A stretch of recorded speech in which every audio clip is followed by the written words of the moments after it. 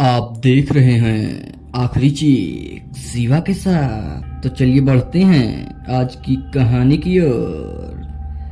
दोस्तों, कहते हैं ना, हर किसी न किसी इंसान की कोई न कोई शौक होती है जिससे उसे बहुत लगाव होता है। ठीक उसी तरह थे हमारे कॉलेज के दो दोस्त पंकज और सुनील, जिन्हें फोटोग्राफी का बहुत ही अधिक शौक था। उन्हें क्या पता कि उनकी यह शौक उन्हें ले जाएगी मौत के उस रास्ते पर जहां से बचकर आना नामुमकिन है। एक दिन कॉलेज में फोटो एग्जीबिशन होने वाला था, इसलिए सुनील और पंकज दोनों दोस्त फोटो खींचने के लिए शहर से दूर जंगल के बीचों बीच किसी पुराने मंदिर के लिए निकल जाते हैं। वह मंदिर बहुत ही पुराना था, जिससे वह अब एक पुराने खंडहर में तब्दील हो चुका था। पर वह लोग नहीं जानते थे कि उन लोगों ने जहां पर अपना कदम रखा है, सैकड़ों साल पहले उसी जगह पर एक शैतान को बांधकर मंदिर के तहखाने में बंद कर दिया गया था। उसी के बाद यह मंदिर खंडित हो गया था, जिसके बाद लोग यहाँ दिन में भी जाने से डरते थे। पंकज और सुनील उस मंदिर को देखकर बोलते हैं, यार कितना वीरान जगह है ना, ये देखने में कितना डरावना लगता है।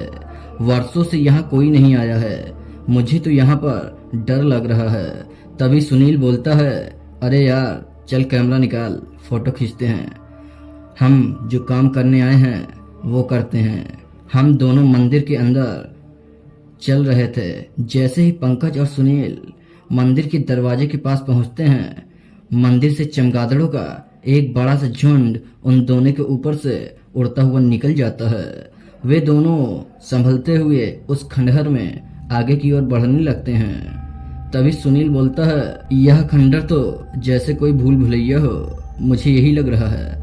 पंकज और सुनील वहां की दीवारों पर बनी प्राचीन मूर्तियों की फोटो को खींचकर आगे की ओर बढ़ने लगते हैं कि तभी पंकज ने एक पत्थर को देखा और सुनील से बोला, अरे यार सुनील, यहाँ आओ, देखो इस पत्थर पर संस्कृत में कुछ लिखा है। तुम्हें तो संस्कृत पढ़ना आता है, पढ़ो जरा। सुनील उस पर लिखे हुए शब्दों को पढ़ता है। उस पर लिखा होता है कि आज से 200 वर्ष पहले इस मंदिर के तहखाने में किसी आदमखोर शैतान को मंत्रों के द्वारा कैद किया गया है, जिसका कारण यह मंदिर शापित है। क्या क्या कहा सुनील तुमने? कहीं हमने यहाँ पर आकर गलती तो नहीं कर दी? यह जगह पहले से ही मुझे भूतिया लग रही थी। चलो यहाँ से निकलते हैं। तभी पंकज जोर से चिल्लाता है। तब सुनील बोलता है, क्या हुआ पंकज? पंकज अपने पाँव की ओर इशारा करके बोलता है कि देखो मेरे पाँव से खून बह रहा है, लगता है कुछ चुभ गया है। पंकज जिस जगह पर खड़ा होता है उसी के नीचे एक तहखाना होता है और पंकज के पाँव से निकलता हुआ खून उसी तहखाने की ओर बह रहा था। खून टपक कर उस तहखाने में घुस जाता है, जिससे सैकड़ों वर्षों से बंद वह शैतान जाग जाता है। और अचानक से पंकज और सुनील के चारों ओर धुंध सी छा जाती है, जिसे देखकर पंकज और सुनील के दिलों की धड़कन तेज हो जाती है कि तभी अचानक से तहखाने का दरवाजा अपने आप खुलता है और दो भयानक हाथों ने पंकज को उसी तहखाने के अंदर घसीट लिया।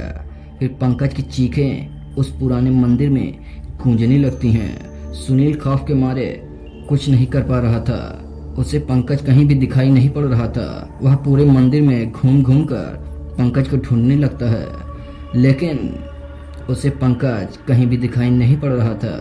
सुनील को उस पत्थर पर लिखी हुई बात याद आती है।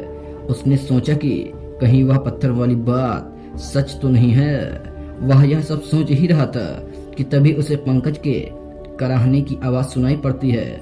वह पंकज की आवाज को सुनकर उस आवाज की दिशा में भागने लगता है और वह मंदिर के तहखाने में पहुंच जाता है। सुनील को मंदिर के खंभे के आड़ में कोई खड़ा हुआ दिखाई पड़ता है। पंकज, क्या तुम हो वहाँ? सुनील यह सब कहते हुए मंदिर के उस खंभे के निकट पहुंच जाता है। उसके निकट जाते ही वहां से वह आदमखोर शैतान अचानक से सुनील के सामने भयानक रूप में आ जाता है, जिसे देखकर सुनील कांपने लगता है। उसकी आंखों से खून टपक रहा था तथा उसके दांत नुकीले थे और बगल में ही पंकज के सिर कटी लाश पड़ी हुई थी। वह हैवान धीरे धीरे सुनील की ओर बढ़ने लगता है। सुनील अपने पास पड़े पत्थरों को उठाकर उस शैतान के ऊपर फेंकने लगता है, लेकिन उस शैतान के ऊपर उन पत्थरों का कोई भी असर नहीं हो रहा था। तभी सुनील को तहखाने का रास्ता बाहर की ओर वाला नजर आता है और सुनील तहखाने के ऊपर की ओर निकल आता है तथा रास्ते में उसे एक पत्थर पर लिखा हुआ दिखाई पड़ता है कि इस शैतान की जान उसके दिल में है। तथा सुनील ने इसको पढ़ने के बाद वहां पर पड़ी एक नुकीली लकड़ी से उस शैतान के सीने पर वार किया और वह शैतान चिल्लाकर वहीं पर जलकर भस्म हो जाता है। उसके बाद सुनील वहां से चुपचाप भागते हुए अपनी कार के पास आता है और अपनी कार को स्टार्ट करके वापस से घर की ओर भाग जाता है और पंकज की लाश वहीं पर पड़ी होती है। तो दोस्तों, कहते हैं ना, कहीं भी किसी भी इंसान के साथ बुरी घटना घट सकती है। तथा आपको हमारी कहानी पसंद आए तो हमारे चैनल को सब्सक्राइब करें। धन्यवाद।